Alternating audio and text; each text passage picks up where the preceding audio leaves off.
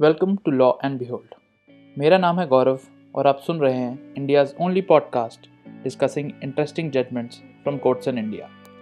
चलिए मेरे साथ एक ऐसे सफ़र पे जहाँ किस्से हैं, कहानियाँ हैं और कुछ कानूनी पहलू भी, एंड इन सब के लिए जस्ट लॉ एंड बिहोल्ड।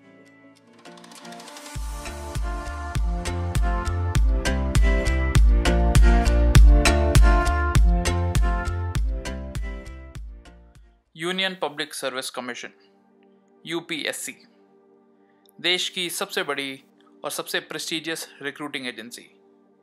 ये एग्ज़ाम करवाती है सेंट्रल आर्म्ड पुलिस फोर्सेस में असिस्टेंट कमांडेंट की पोजीशन के लिए। सेंट्रल आर्म्ड पुलिस फोर्सेस मतलब Assam rifles, border security force, CISF, CRPF, ITBP, NSG और सशस्त्र सीमा बल। बहुत ही बड़ा एग्ज़ाम माना जाता है असिस्टेंट कमांडेंट का। हर साल लाखों बच्चे इस एग्ज़ाम को देते हैं। तो 24 अप्रैल 2019 को यूपीएससी ने एक एडवर्टाइजमेंट निकाला सीएपीएफ एग्ज़ामिनेशन 2019 के लिए। इस एडवर्टाइजमेंट के मुताबिक 18 अगस्त को एग्ज़ाम होना था और जिसका रिज़ल्ट कुछ महीनों बाद निकलना था, और उसके बाद एक पूरी प्रोसेस लेआउट की गई थी। 18 अगस्त 2019 आज़ादी के 3 दिन बाद ये एग्ज़ाम कंडक्ट कराया जाता है। इस रिटन एग्ज़ाम का रिज़ल्ट कुछ महीने बाद 18 अक्टूबर 2019 को निकलता है।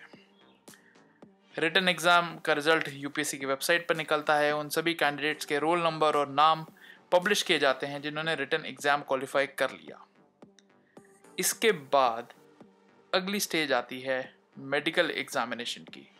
तो यूपीएससी का जो सीएपीएफ एग्जामिनेशन होता है उसकी स्कीम कुछ इस तरीके से होती है कि पहले रिटन एग्ज़ाम होगा, जो उसको क्वालिफाई कर लेंगे उनका मेडिकल एग्जामिनेशन होगा, और जो रिटन प्लस मेडिकली क्वालिफाइड होंगे उनको इंटरव्यू के लिए बुलाया जाएगा, और इसके बाद ही एक फाइनल मेरिट लिस्ट निकाली जाती है। रिटन एग्ज़ाम के रिजल्ट आने के बाद 2 महीने के अंदर ही कैंडिडेट्स को मेडिकल एग्जामिनेशन के लिए बुलाया जाता है। आज हम जिस केस की बात कर रहे हैं उसमें कैंडिडेट हैं धीरज मिलिंद धुर्वे। धीरज का मेडिकल एग्जामिनेशन 27 दिसंबर 2019 को होता है पुणे में, जहां पे उन्हें अनफिट पाया जाता है क्योंकि वो ओवरवेट होते हैं बाय 16.5 kgs। 16.5 किलो से ओवरवेट होते हैं धीरज। अब क्योंकि एक मेडिकल एग्जामिनेशन है, वो परफेक्ट अपने आप में नहीं कहा जा सकता, वो भी पहला मेडिकल एग्जामिनेशन ही, और एक अपील की अपॉर्चुनिटी तो ज़्यादातर जगह दे ही जाती है। तो धीरज भी अपील करते हैं, जैसा स्कीम ऑफ द एग्जामिनेशन है उसके मुताबिक वो अपील करते हैं, और उनको कुछ दिनों का टाइम मिलता है उस अपील के बाद एक सेकेंड मेडिकल एग्जामिनेशन के लिए अपील बोर्ड से। तो 3 जनवरी 2020 को धीरज एक डॉक्टर अश्विनी पाटिल के पास जाते हैं, लोटस हॉस्पिटल के, जो कि बोरीवली वेस्ट मुंबई में है।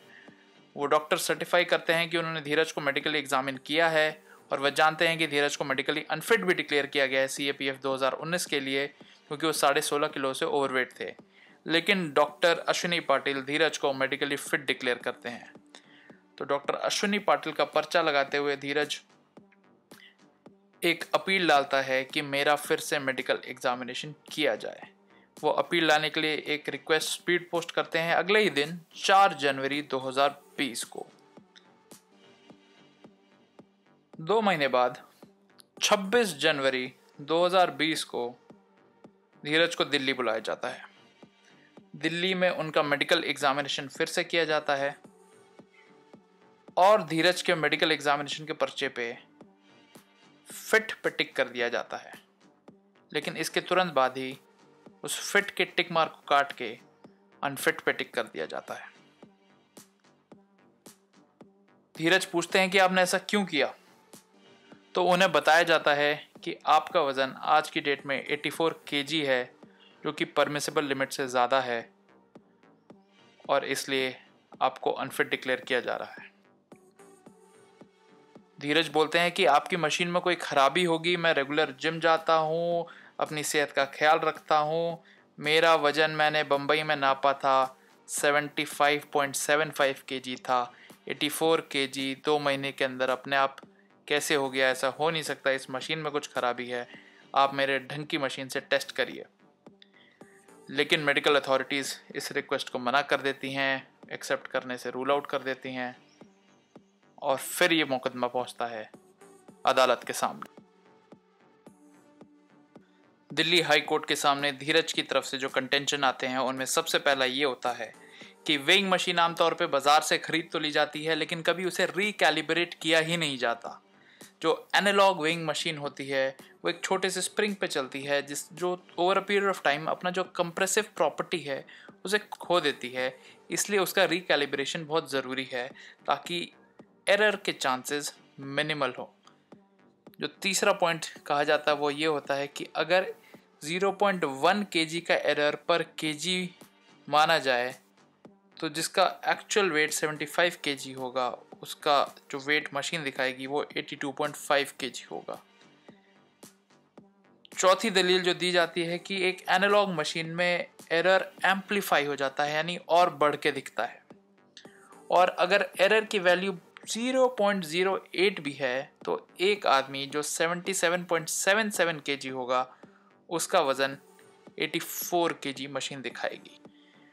धीरज कहते हैं कि जो रिव्यू मेडिकल एग्जामिनेशन हुआ दिल्ली में वो ढंग से नहीं हुआ। रिव्यू मेडिकल एग्जामिनेशन में पहले धीरज को फिट डिक्लेयर कर दिया गया, उसके बाद अनफिट बोला गया। जब उन्होंने कटिंग और रीराइटिंग के बारे में पूछा तो उन्हें बताया गया था कि मशीन उनका वजन 84 kg दिखा रही थी। धीरज ने रिक्वेस्ट किया डॉक्टर्स को कि प्लीज़ मेरा वज़न वापस ले लीजिए, एक अच्छी मशीन पे ले लीजिए, और वो रिक्वेस्ट नामंजूर कर दी गई थी। इसलिए धीरज कोर्ट के सामने है। और आखिरी बात जो धीरज कहते हैं कि बम्बई के हॉस्पिटल ने उन्हें फिट डिक्लेयर किया है, इसलिए उनका रिव्यू मेडिकल एग्जामिनेशन एक बार फिर से होना चाहिए, एक अच्छी कैलिब्रेटेड मशीन पर होना चाहिए। लेकिन कोर्ट इन बातों पे क्या कहती है? कोर्ट सबसे पहले एग्जामिन करती है वो सारे डॉक्यूमेंटेशन जो धीरज ने खुद लगाए थे, जो रिकॉर्ड पे थे। 26 फरवरी 2020 का मेडिकल सर्टिफिकेट जो कि रिव्यू बोर्ड ने किया था, उसमें साफ साफ दिखता है कि दो ही ऑप्शन थे, फिट या अनफिट, और अगर अनफिट है तो किस रीजन से अनफिट है।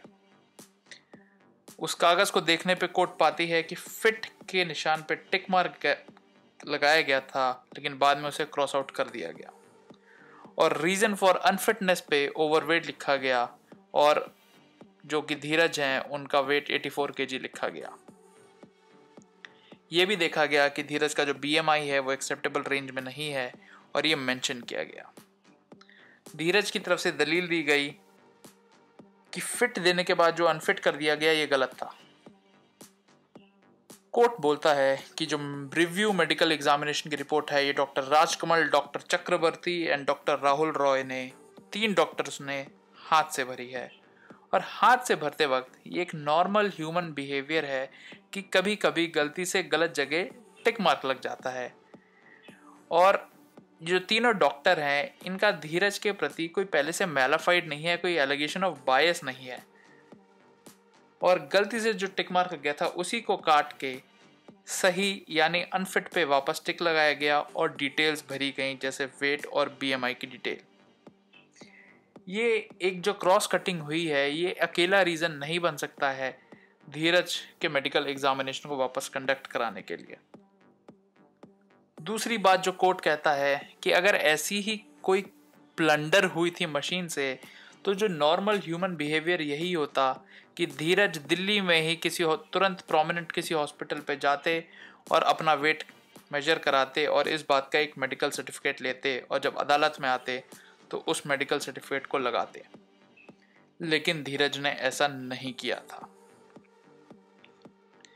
जो अश्विनी पाटिल बंबई के डॉक्टर थे उनका मेडिकल सर्टिफिकेट लगाया गया, उसमें भी धीरज का वजन नहीं लिखा हुआ था।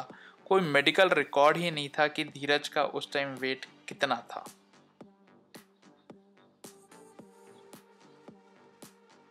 यहां तक कि कोर्ट ने नोट किया कि जो हाई कोर्ट के सामने धीरज की तरफ से पिटीशन फाइल की गई थी उसमें भी धीरज का वजन मेंशन नहीं था।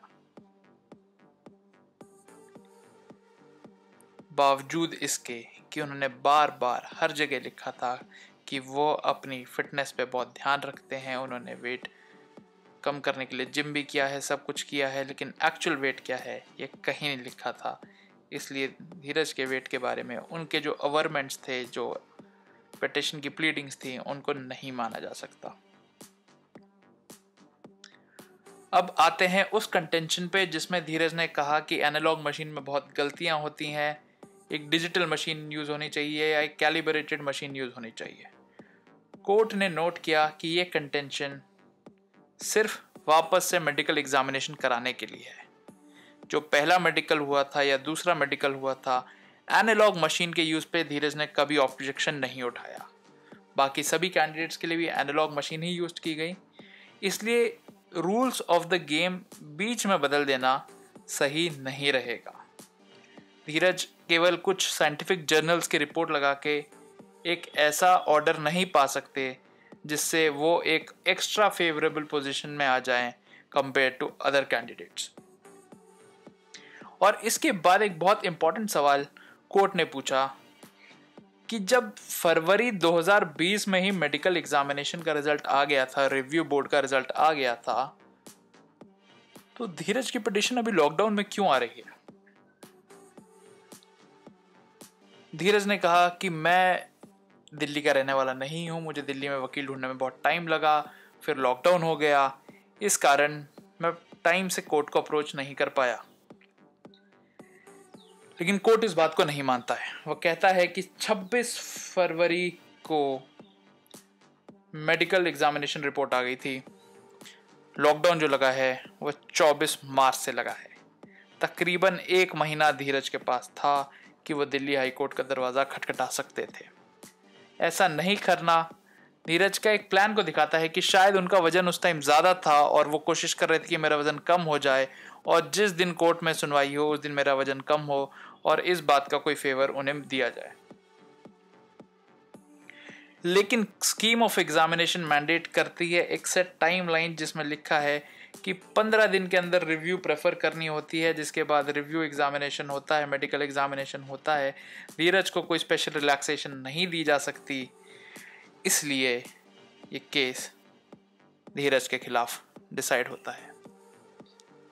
तो ना ही धीरज केवल ओवरवेट थे, बट उन्होंने अपनी पिटिशन फाइल करने में इतना समय लगा दिया, वो वेटिंग पीरियड इतना था कि कोर्ट ने उनकी पिटिशन को डिसमिस कर दिया। आज के एपिसोड में इतना ही। अगर आपको एपिसोड पसंद आया तो प्लीज़ हमें बताइएगा थ्रू इंस्टाग्राम एंड ट्विटर, जिनकी डिटेल्स आपको मिलेगी डिस्क्रिप्शन नोट्स में। अगर आपको लॉ के बारे में जानना बहुत अच्छा लगता है तो please do follow the contemporary law forum, the website of which you will also find in the notes. The contemporary law forum is student run initiative और हम डिस्कस करते हैं लॉ की बहुत बारीक चीज़ों को जो कि आमतौर पे आपको न्यूज़पेपर्स में नहीं मिलेंगी। इसके अलावा कंटेम्प्रेरी लॉ फोरम ने शुरू की है एक इंटरव्यू सीरीज़ जो कि लाइव है यूट्यूब पे। और अगर आपको लॉ और लॉयर्स की लाइफ में बहुत अच्छा लगता है, बहुत मज़ा आता है, तो प्लीज़ ज़रूर सुनिए the one tech show hosted by Kaustubh Srivastava. One tech show के एपिसोड में आपको मिलेगी लॉ एंड बिहोल्ड की कहानी, कैसे लॉ एंड बिहोल्ड शुरू हुआ, इसकी शुरुआत कब हुई, क्यों हुई, कैसे हुई और आगे के क्या प्लान्स हैं।